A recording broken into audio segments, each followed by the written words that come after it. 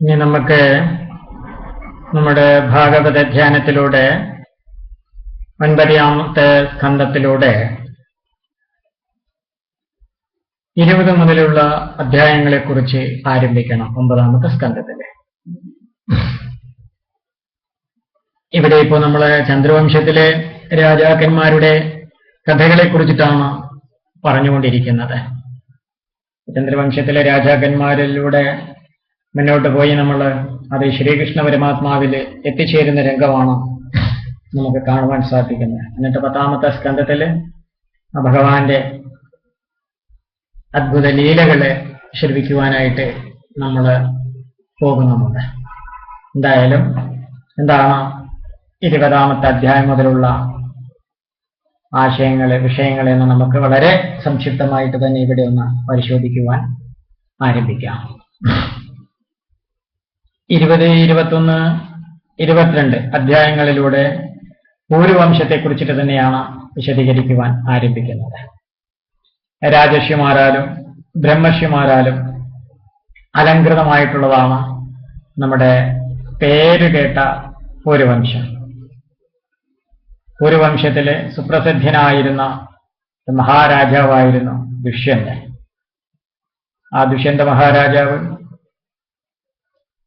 നായാട്ടിനു വേണ്ടിയിട്ട് കാട്ടിലേക്ക് പോയപ്പോൾ കണ്വാശ്രമത്തിൽ വെച്ച് ശകുന്തളയെ കാണുവാൻ ഇടയാവുകയുണ്ടായി. അങ്ങനെ ശകുന്തളയെ ഗാന്ധർവവിധി പ്രകാരം വിവാഹം ചെയ്യുകയും ഉണ്ടായി. അങ്ങനെ ശകുന്തളയിൽ ദുഷ്യന്തന് ഭരതൻ എന്നൊരു പുത്രൻ ജനിക്കുകയും ചെയ്തു. ആ ഭരതൻ ഭഗവത് കല സിദ്ധിച്ച ആളായിരുന്നു. ഭരതൻ ശകുന്തളയോട് കൂടിയിട്ട് കുട്ടിക്കാലത്ത് കണ്വാശ്രമത്തിൽ താമസിക്കുമ്പോൾ കാട്ടിൽ പോയിട്ട് സിംഹങ്ങളെ പിടിച്ച് കളിപ്പിക്കുക ആ ബാലന്റെ ഒരു വിനോദമായിരുന്നു. പിന്നെ നമ്മുടെ ദുഷ്യന്തന്റെ കാലശേഷം ഈ ഭരതനാണ് രാജ്യം ഭരിക്കുവാൻ ഇടയായിട്ട് തീർന്നത്. ഭരതൻ 3 വിവാഹത്തെ ചെയ്യുകയുണ്ടായി. വിദർഭ രാജാവിന്റെ 3 കന്യകന്മാരെയാണ് ഭരതൻ പത്നിമാരായിട്ട് സ്വീകരിച്ചത്. അവരായിരുന്നു ഭരതന്റെ രാജ്ഞിമാരെ. അപ്പോ ഗൗരവ സ്വഭാവക്കാരനായിരുന്ന ഭരതചക്രവർത്തി ഒരു ദിവസം ഭാര്യമാരോട് നേരം പോക്കെന്നുള്ള രീതിയിൽ പറയേണ്ടായി, കുട്ടികൾക്കൊന്നും എന്റെ ചായ ഇല്ലല്ലോ എന്ന്. ഇത് കേട്ട് ഭാര്യമാര് പേടിച്ചു. കാരണം അവരുടെ ചാരിത്രത്തിലുള്ള ശങ്കയാലായിരിക്കോ രാജാവ് അങ്ങനെ ചോദിച്ചതെന്ന് വിചാരിച്ച അവര് എല്ലാ കുട്ടികളെയും വെള്ളത്തിൽ മുക്കി കൊന്നുകളയുകയും ചെയ്തു.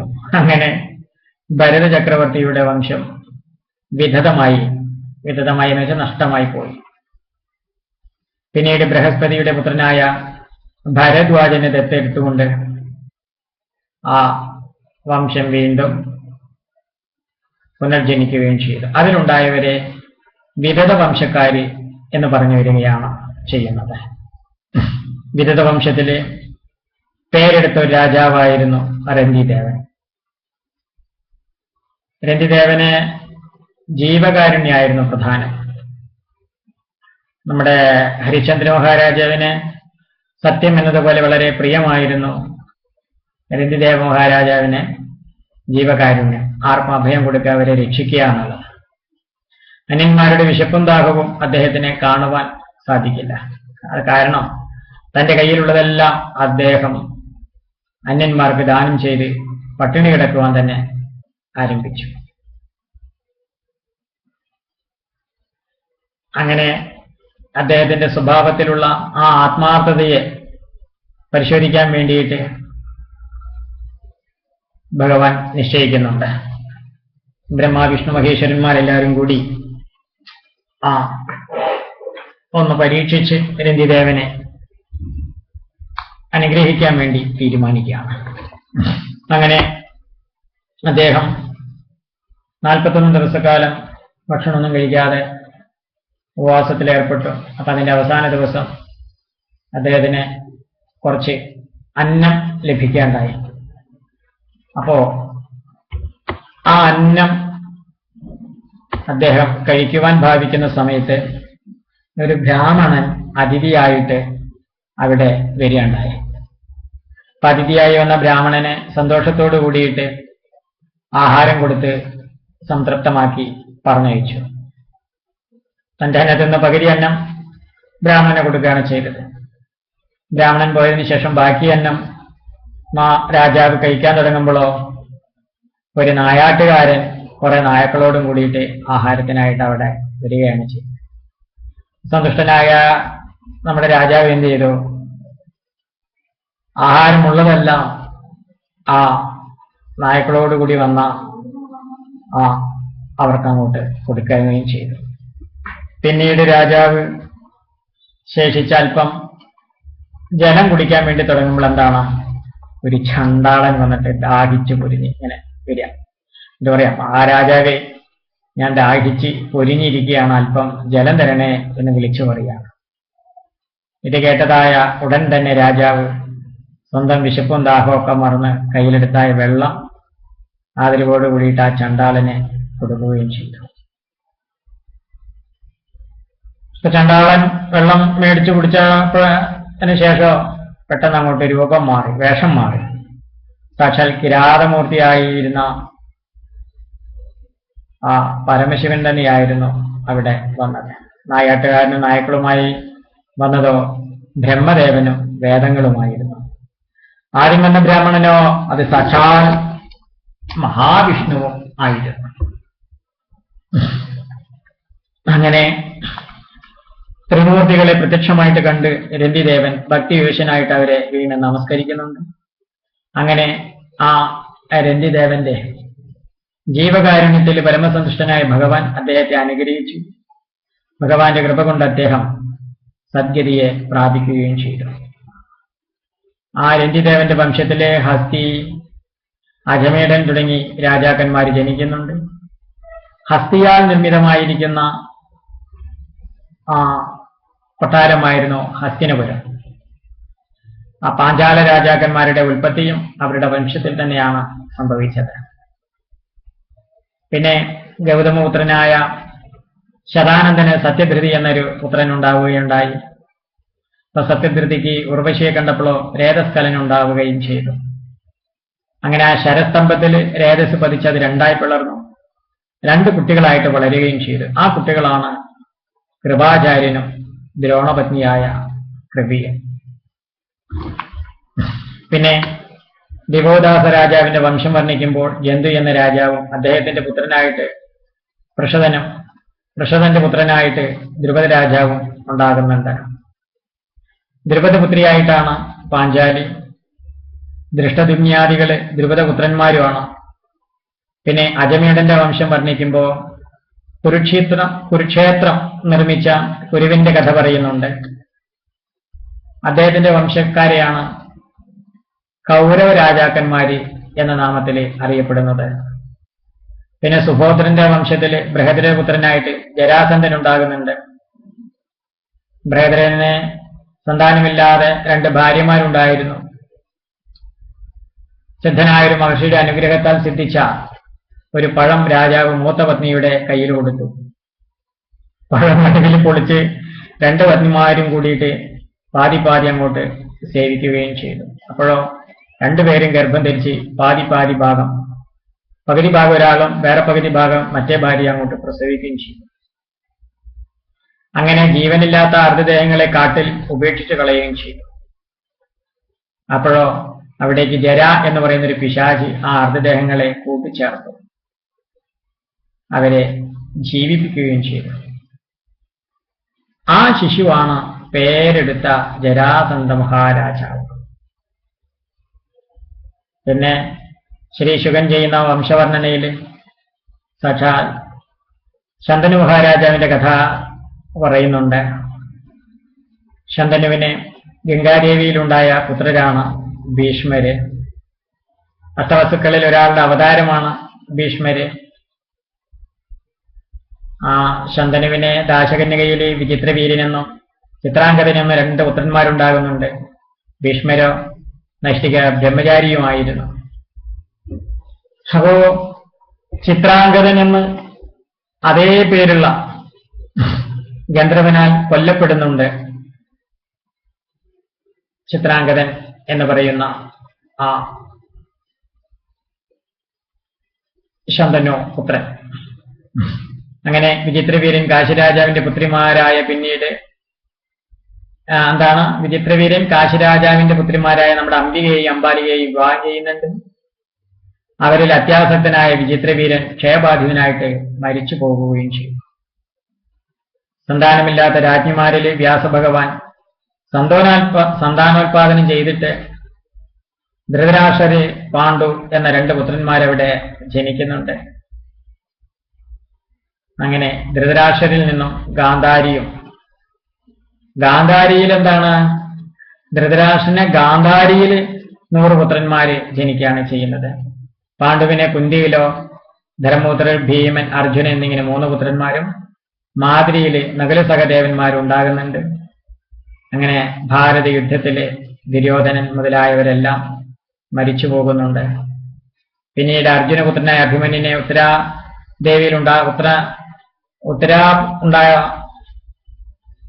പുത്രനായ അങ്ങയെ അല്ലയോ മഹാരാജാവേ ശ്രീകൃഷ്ണ ഭഗവാൻ അന്തകനിൽ നിന്നുകൂടി രക്ഷിച്ചു കഴിഞ്ഞത് എന്ന് നമ്മുടെ ശ്രീ ശുഖബ്രഹ്മർഷി നമ്മുടെ പരീക്ഷിത മഹാരാജാവിനെ നോക്കി പറയുകയാണ്. അങ്ങനെ രാജാവിനെ കോൾമയിൽ കൊള്ളിച്ചുകൊണ്ട് പറഞ്ഞത് കേട്ടപ്പോ അദ്ദേഹം എന്തെന്നില്ലാത്ത ആനന്ദത്തിൽ അങ്ങനെ അമർന്ന് നിലകൊള്ളുകയും ചെയ്തു. പിന്നീട് പൂർവവംശത്തെ ക്ഷേമകൻ എന്ന് രാജാവരെ വർണ്ണിച്ച് അവസാനിപ്പിക്കുകയാണ് ചെയ്യുന്നത്. ഇനി നമുക്ക് 9ാമത്തെ സ്കന്ധത്തിലെ 23ാമത്തെ അധ്യായത്തെ കുറിച്ചിട്ടാണ് ചർച്ച ചെയ്യുവാനായിട്ടുള്ളത്. അവിടെ യയാതിപുത്രനായ അനുവിന്റെ വംശത്തില് ശിബി, കേകയന്മാര്, മദ്ര രാജാക്കന്മാര് തുടങ്ങിയവരുടെ വംശത്തെ വർണ്ണിച്ചു പറയുന്നുണ്ട്. സന്ദർഭവശാൽ കുന്തിദേവിയിൽ നിന്നും സൂര്യപുത്രനായ കർണന്റെ ജനനം പറഞ്ഞു. പിന്നീട് ദ്രുഹുവിന്റെ വംശത്തെ വർണ്ണിക്കുന്നുണ്ട്. അതില് ഗാന്ധാര രാജാക്കന്മാരെയും നൂറ്റവന്മാരുടെ അമ്മയായ ഗാന്ധാരിയെയും നമുക്ക് കാണുവാൻ സാധിക്കാം. പിന്നീട് തുർവസുവിന്റെ വംശത്തെയും ചുരുക്കത്തിൽ പറയുന്നുണ്ട്. ഇനിയുള്ള ഭാഗങ്ങളെ കൊണ്ട് യയാതിയുടെ ജ്യേഷ്ഠപുത്രനായ യദുവിന്റെ വംശത്തെയാണ് അവിടെ വിശദീകരിക്കുവാനായിട്ട് പോകുന്നത്. ഈ യദുവംശത്തെങ്കിലാണ് നമ്മുടെ സാക്ഷാൽ ഈശ്വരീയമായ മഹാശക്തിയുടെ പരിപൂർണ അവതാരമായ ശ്രീകൃഷ്ണ പരമാത്മാവ് അവതാരം എടുക്കുന്നത്. അതുകൊണ്ട് ആ വംശത്തിലെ രാജാക്കന്മാരുടെ നാമം കേൾക്കുന്നത് തന്നെ മഹാപുണ്യമാണെന്ന് ശുഖബ്രഹ്മർഷി ഫലശ്രുതി പറയുന്നുണ്ട്. അവിടെ പറയുന്നു, നളൻ, കാർത്തിവീര്യാർജുനൻ തുടങ്ങിയവർ വളരെ പ്രസിദ്ധിയാർജിച്ച ശ്രേഷ്ഠന്മാരായ മഹാരാജാക്കന്മാരായിട്ട് അവിടെ അറിയിപ്പിക്കുന്നുണ്ട്. അവരുടെ കഥ നമ്മളോട് ശ്രീ ശുഖൻ ആദ്യം പറഞ്ഞു കഴിഞ്ഞിട്ടുണ്ട്. പിന്നെ പറയുന്നു, ശൂരൻ, മധു, വൃഷ്ണി തുടങ്ങിയവര് വംശപ്രവർത്തകന്മാരും പേരെടുത്തവരുമാണ്. ശൂരങ്കിൽ നിന്ന് ശൂരന്മാരുണ്ടായി, മധുവിങ്കിൽ നിന്ന് മാധവന്മാരുണ്ടായി, വൃഷ്ണിയിൽ നിന്ന് വൃഷ്ണികളും ഉണ്ടാവുകയുണ്ടായി. ഇവരുടെയെല്ലാം വംശശാഖകളെ പറഞ്ഞ ശേഷം യദുപുത്രനായ ക്രോഷ്ടാവിന്റെ വംശത്തെ വർണ്ണിച്ചു പറയുന്നുണ്ട്. അവിടെ ജാമകൻ എന്ന ഒരു രാജാവിന്റെ കഥ പ്രത്യേകം പറയുന്നുണ്ട്. ആ ജാമകൻ മഹാപരാക്രമിയും ധീരനുമായിരുന്നെങ്കിലും അദ്ദേഹത്തിന്റെ ഭാര്യയായിരുന്ന ശൈബയെ വളരെയധികം ഭയമായിരുന്നു എന്നാ പറയുന്നത്. ഒരിക്കല് ആ രാജാവ് ഒരു ശത്രു രാജാവിനെ യുദ്ധത്തിൽ ജയിച്ചിട്ട് അന്തപുരം പരിശോധിച്ചപ്പോൾ ഒരു കന്യക, രാജകന്യക ഇരുന്ന് കരയുന്നത് തന്റെ ശ്രദ്ധയിൽ പെടുകയുണ്ടായി. ബന്ധുക്കളെല്ലാം യുദ്ധത്തിൽ മരിച്ചുപോയ സ്നുഷ എന്നു പേരെ ആ കന്യകയിൽ രാജാവിന് വളരെയധികം സഹതാപം തോന്നുകയുണ്ടായി. അപ്പൊ സന്താനമില്ലാത്ത രാജാവ് സ്വന്തം മകളെ പോലെ കരുതി ആ കുട്ടിയെ തേരിൽ കയറ്റി കൊട്ടാരത്തിലേക്ക് അങ്ങോട്ട് കൊണ്ടുചെന്നു. അപ്പോഴോ ശൈബ രാജകന്യകയെ കണ്ട് തെറ്റിദ്ധരിച്ച് ഇവൾ ആരെന്ന് രാജാവിനോട് ചോദിച്ചു. പേടിച്ചു വരച്ചുകൊണ്ട് രാജാവ് സ്നുഷയാണെന്ന് പറഞ്ഞു. സ്നുഷ എന്ന് പറയുമ്പോൾ എന്താണ്? പുത്രന്റെ ഭാര്യ എന്ന അർത്ഥത്തിലാണ് രാജാവ് പറഞ്ഞതെന്ന് ശൈബ തെറ്റിദ്ധരിച്ച് ആ വന്ധ്യയായ എനിക്കെങ്ങനെ പുത്രഭാര്യ ഉണ്ടാവുമെന്ന് കോപിച്ച് ചോദിച്ചപ്പോൾ ഭയവിഹലനായ ആ രാജാവ് ഇങ്ങനെ ഒന്നും മിണ്ടാതെ നിൽക്കുകയാണ് ചെയ്തത്. രാജാവിന്റെ സ്വഭാവ ഗുണത്താൽ സന്തുഷ്ടന്മാരായിരുന്ന ദേവന്മാരെന്ത് ചെയ്തു? ദേവന്മാര് സന്തോഷിച്ച കഴിഞ്ഞ പിന്നെ അവരെ ഉപാസിക്കുന്നവർക്ക് വേണ്ട അനുഗ്രഹങ്ങളെല്ലാം ചൊരിയും.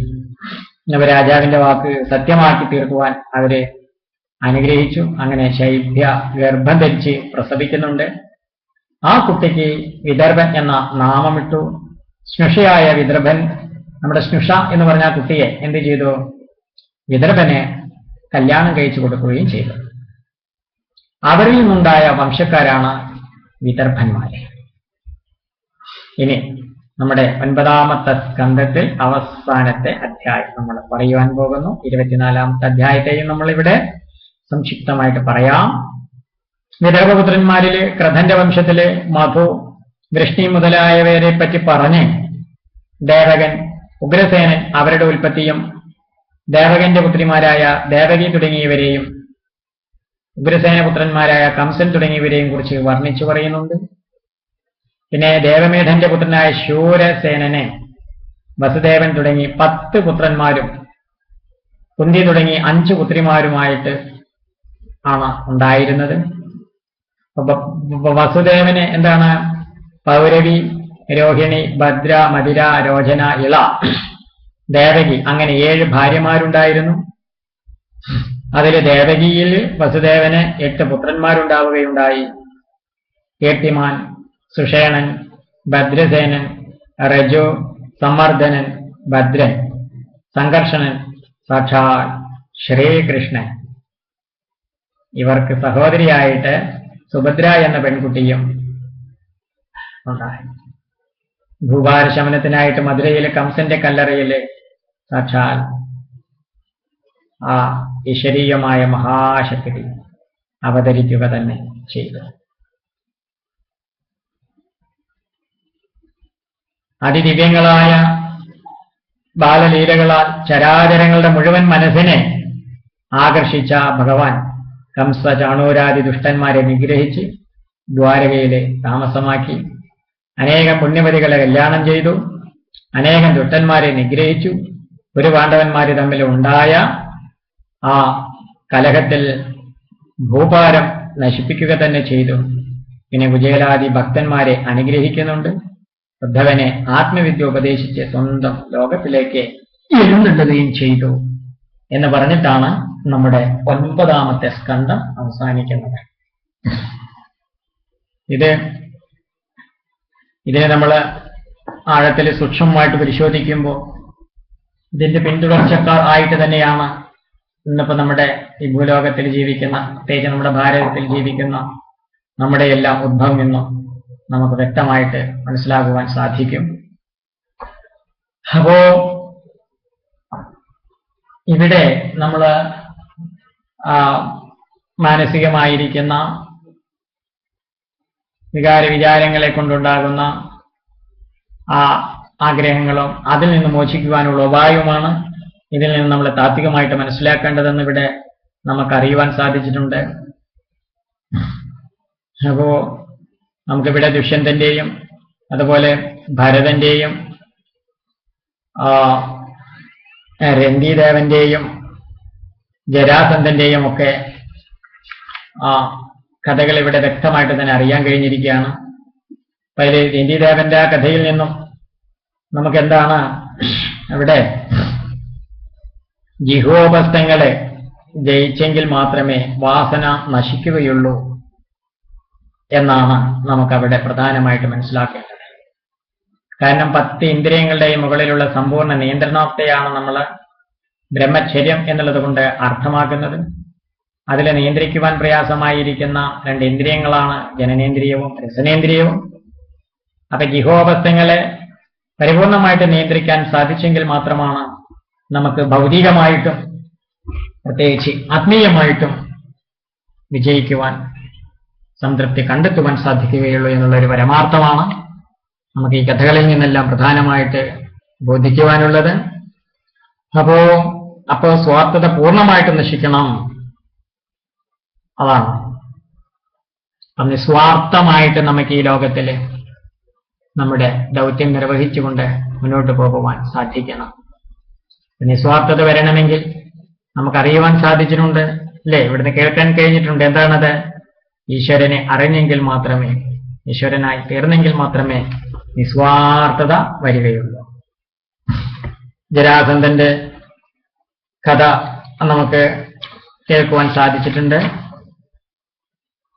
അപ്പൊ ഇവിടെ ആ ജരാസന്ധൻ എന്ന് പറഞ്ഞാൽ എന്താണ്? ശരീരത്തിനോടും ചേർന്ന വ്യക്തിത്വം, ശരീരബോധം വളരെ ആഴത്തിൽ നിലനിൽക്കുന്ന വ്യക്തിത്വത്തെയാണ് വാസ്തവത്തില് ജരാസന്ധൻ എന്നുള്ളത് കൊണ്ട് അർത്ഥമാക്കുന്നത്. പിന്നെ നമുക്ക് ശന്തനുവിന്റെ കഥ ശ്രവിക്കാൻ സാധിച്ചു. ശന്തനു ഗംഗാദേവി വിവാഹം ചെയ്ത് അതിൽ ഇളയപുത്രനായിട്ടാണ് ഭീഷ്മരുണ്ടായതെന്ന് നമുക്ക് മനസ്സിലാക്കാൻ സാധിച്ചു. അങ്ങനെ അവിടെ നമുക്ക് എന്താ പറയാ, നമ്മുടെ ധൃതരാഷ്ട്രരുടെയും അതുപോലെ ഗാന്ധാരിയുടെയും അതുപോലെ പാണ്ഡുവിന്റെയും ആ കുന്തിയുടെയും എല്ലാം നമുക്ക് വ്യക്തമായിട്ട് തന്നെ മനസ്സിലാക്കുവാൻ സാധിച്ചിരിക്കുകയാണ്. അപ്പോൾ ആ വംശം എങ്ങനെയാണ് വന്നത്? കാരണം എല്ലാം പരബ്രഹ്മത്തിൽ നിന്നാണ് ഉണ്ടായിരിക്കുന്നതെന്ന് നമുക്ക് പരിപൂർണമായിട്ടും വ്യക്തമായിട്ടുണ്ട്. പക്ഷെങ്കിലും നമ്മുടെ അറിവ് പ്രകാരം നമ്മുടെ പൂർവികന്മാര് പകർന്നു പോയ അറിവുകൾ വെച്ച് നമ്മുടെ പാരമ്പര്യം, നമ്മുടെ സംസ്കാരം, നമ്മുടെ ധർമ്മം മുന്നോട്ട് വന്നത് ഈ ക്രമത്തിലാണ് എന്ന് നമ്മൾ ഈ അവസരത്തിൽ മനസ്സിലാക്കണം. പിന്നീട് ദശരഥ ഭഗവത് അവതാരം ആ യദുവംശത്തിലാണെന്ന് നമ്മളോട് പ്രത്യേകം പറയുന്നുണ്ട്. അപ്പോ അവിടെ നമുക്കെന്താണ് ശൂരന്മാരെങ്ങനെയുണ്ടായത്, അതുപോലെ തന്നെ മധു ശൂരങ്ങളിൽ നിന്ന് ശൂരന്മാര്, മധുവിൽ നിന്ന് മാധവന്മാര്, അതൊക്കെ നമുക്ക് ഇവിടെ വ്യക്തമായിട്ട് കേൾക്കുവാൻ കഴിഞ്ഞിട്ടുള്ളതാണ്. പിന്നെ ധ്യാമകനെ കുറിച്ച് കേട്ടു. അങ്ങനെ ആ വിദർഭ വംശം ഉണ്ടായതിനെ കുറിച്ചും വിദർഭപുത്രന്മാരിൽ കൃധന്റെ വംശത്തില് മധുവും വൃഷ്ണിയൊക്കെ ഉണ്ടായതിനെ കുറിച്ചെല്ലാം നമുക്ക് അറിയുവാൻ സാധിച്ചു. വൃഷ്ണി വംശത്തിലാണ് ഭഗവാൻ കൃഷ്ണനായിട്ട് അവതരിച്ചതെന്നും നമുക്ക് കേൾക്കുവാനായിട്ട് കഴിഞ്ഞു. അവിടെ നമ്മൾ ആ വസുദേവരുടെ പത്നിമാരുടെ പേരുകളെല്ലാം നമുക്ക് അവിടെ അറിയാൻ കഴിഞ്ഞു. അതിൽ ദേവികയുടെ ആ വിവാഹം പേരും നമ്മുടെ ആ 8 പത്നിമാരിൽ ഒരാളായിട്ട് നമുക്ക് കാണുവാൻ സാധിച്ചു. അങ്ങനെ പിന്നീട് അവിടെ ശ്രുതശ്രവസിന്റെ പുത്രനായിരുന്ന ശിശുപാലിനെ കുറിച്ച് പറയുന്നുണ്ട്. പിന്നെ വസുദേവർക്ക് ദേവകിയിൽ 8 പുത്രന്മാരൊരു പുത്രി ഉണ്ടായതായിട്ടും നമുക്ക് കേൾക്കുവാൻ സാധിച്ചു. അതിൽ 8ാമത്തെ പുത്രനായിട്ടാണ് സാക്ഷാൽ ഭഗവാൻ അവതരിച്ചതെന്ന് പറയുകയും ചെയ്തു.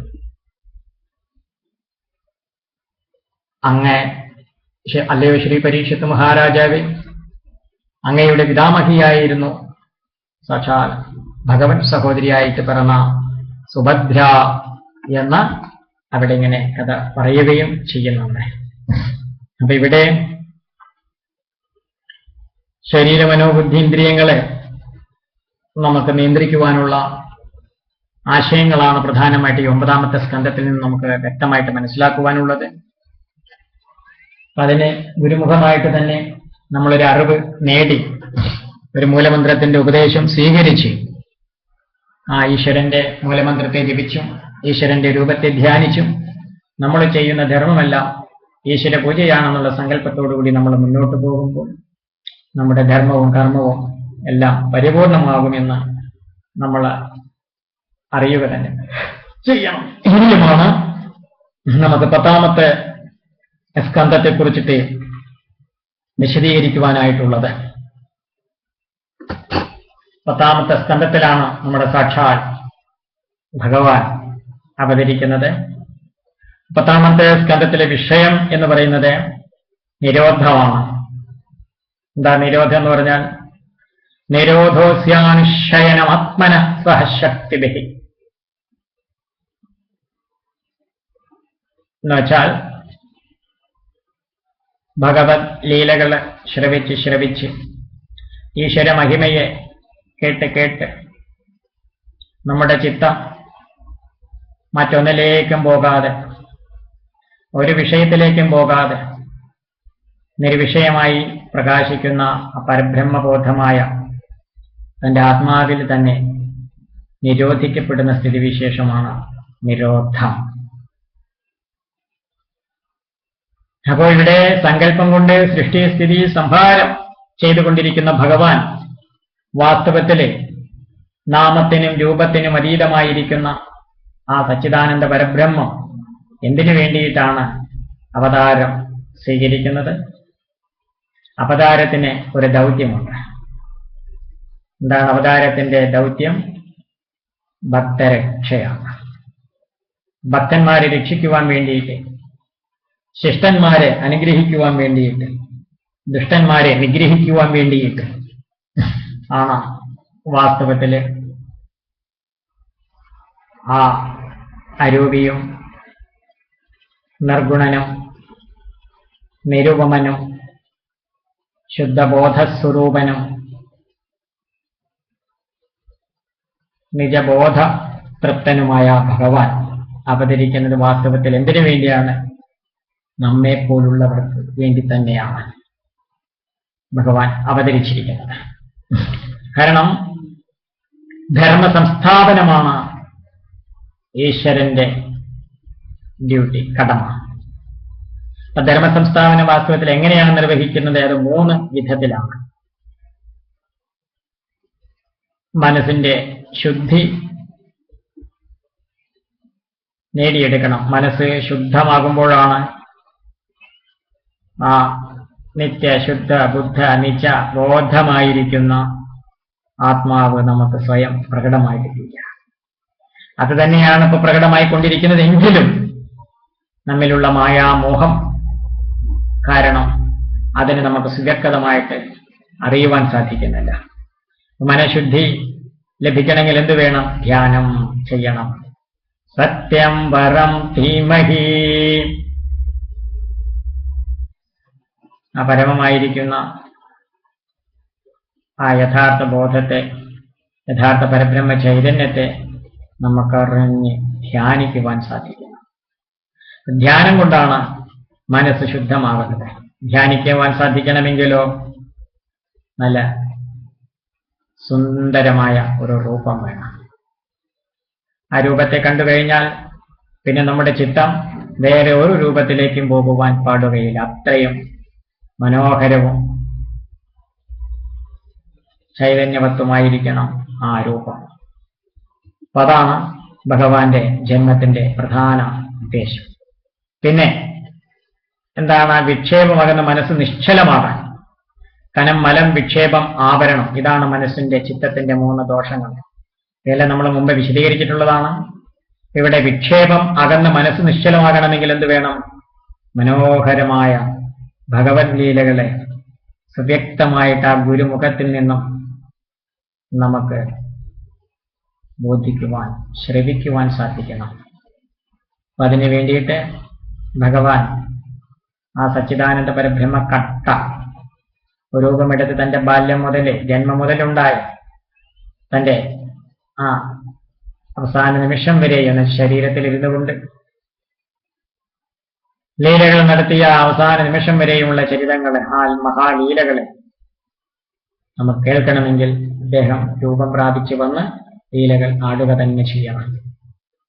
പിന്നെ 3ാമത് ജ്ഞാനത്തിന് വേണ്ടിയിട്ട് എന്ത് വേണം? തത്വോപദേശങ്ങൾ നമുക്ക് ലഭിക്കണം. അല്ലേ? ഇവിടെ അർജുനനെ ഗീത ഉപദേശിക്കുന്നുണ്ട്. എത്രയോ മഹജ്ജനങ്ങൾക്ക് മഹത്തായ ഉപദേശങ്ങൾ ഭഗവാൻ ഭാഗവതത്തിൽ ഉടനീളമായിട്ട് ചെയ്യുന്നുണ്ട്. ഒടുവിൽ എന്താണ്? നമ്മുടെ ആ ഉദ്ധവർക്ക് ആത്മവിദ്യയെ തന്നെ ഉപദേശിക്കുന്നുണ്ട്. ഉദ്ധവോപദേശം. അത് 10ാം സ്കന്ധം കഴിഞ്ഞു വരുന്ന 11ാമത്തെ സ്കന്ധത്തില് നമ്മൾ ആ ഉദ്ധവോപദേശത്തെ വളരെ സുവ്യക്തമായിട്ട് തന്നെ ഇവിടെ വ്യക്തമാക്കുന്നുണ്ട്. അതിലെ ആശയങ്ങള് അതിൻ്റെതായിരിക്കുന്ന ഗൗരവത്തോടും പ്രസക്തിയോടും കൂടിയിട്ട് തന്നെ നമ്മളിവിടെ ചർച്ച ചെയ്യുവാൻ പോകുന്നുണ്ട്. അപ്പൊ എന്തായാലും ഇനി മുതൽ നമുക്ക് ഭാഗവതം 10ാം സ്കന്ധത്തിലെ കഥയും തത്വവും അറിയുവാൻ വേണ്ടിയിട്ട് പ്രയത്നിക്കാം.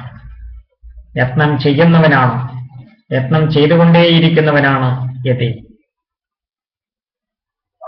മരണം വരെയും വേദാന്ത ചിന്തയ എന്ന ആ ഗുരുനിർദ്ദേശത്തിൽ ഉറച്ചു നിന്നുകൊണ്ട് നമുക്കും ആ പരബ്രഹ്മബോധത്തെ എങ്ങനെ സാക്ഷാത്കരിച്ച് അതിൽ തന്നെ നിന്നുകൊണ്ട് നമ്മുടെ ധർമ്മം ആചരിച്ച് മുന്നോട്ട് പോകാം എന്നുള്ളത് ഈ ഭാഗവത ധ്യാനം ശ്രവിച്ചു കഴിയുമ്പോൾ നമുക്ക് വ്യക്തമാവുക തന്നെ ചെയ്യും.